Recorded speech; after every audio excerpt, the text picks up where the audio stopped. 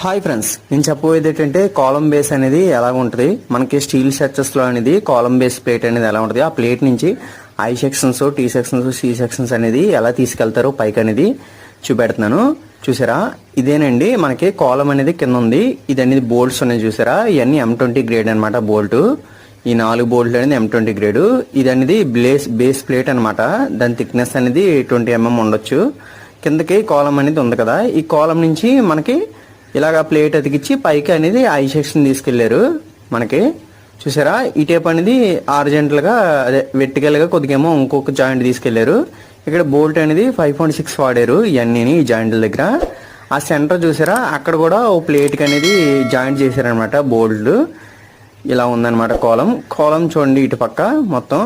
ఇది అనేది ప్లేట్ అనమాట. ప్లేట్ కాలం కింద ఉందన్నమాట. ఇదంతా ఫౌండేషన్ లెవెల్ అనమాట. చూసారు కదా, ఇదేనండి మొత్తం కాలం బేస్.